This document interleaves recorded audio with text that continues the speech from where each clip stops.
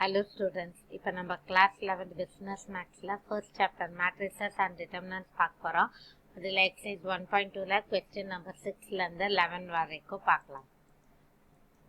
Question number 6. If A is equal to ஒரு matrix கொடுத்துட்டு then show that inverse of A is A itself.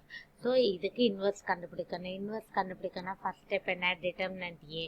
Determinant A find out பண்ணியாச்சு, அது 0 கிடையாது. Next adjoint A பெரிய bracket போட்டு T போட்டு transpose போட்டு கண்டுபிடிச்சாச்சு. A inverse formulaல எழுதி substitute பண்ணா is A itselfனா இங்க questionல என்ன matrix இருக்கோ அதே தான் இங்க answerலயும் வரும். 7th question. A inverse கொடுத்துட்டு A கேட்குறாங்க. நம்ம ஒரு ஃபார்முலா படிச்சிருப்போம். A inverse of inverseனா என்ன ஃபார்முலா? A. ஓகேவா? ஸோ இதுக்கு நம்ம அதே தான் determinant A adjoint A A inverseனு போடுவோம். இங்கே எல்லாத்துலேயுமே A inverse போடணும். அப்போ determinant A inverse adjoint A inverse A inverse of inverseனு போட்டால் Aயோட ஆன்சர் கிடைச்சிடும். Show that the matrix are inverses to each other. அப்போ AB multiply பண்ணா identity matrix ஆன்சரா வந்ததா அது inverse.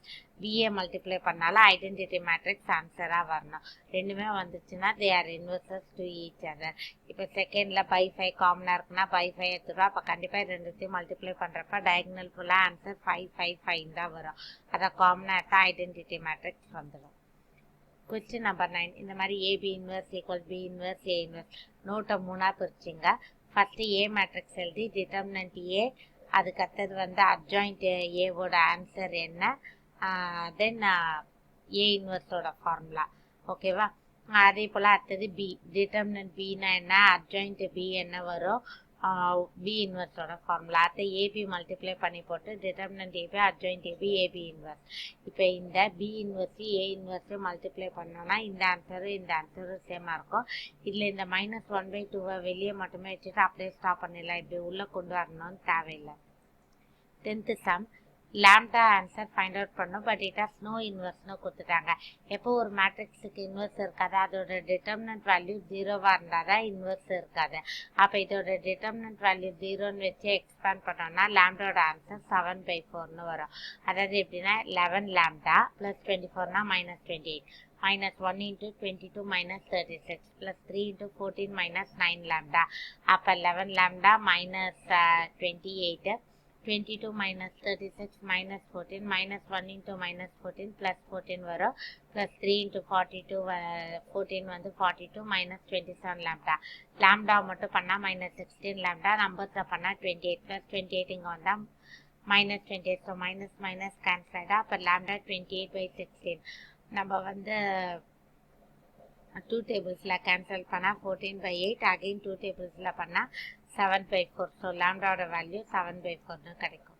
11th question. X and Y இன்வர்ஸ்னு கொடுத்துட்டாங்க. அப்போ கண்டிப்பாக எக்ஸையும் ஒய்யையும் மல்டிப்ளை பண்ணால் ஐடென்டிட்டி மேட்ரிக்ஸ் தான் ஆன்சராக வரும்.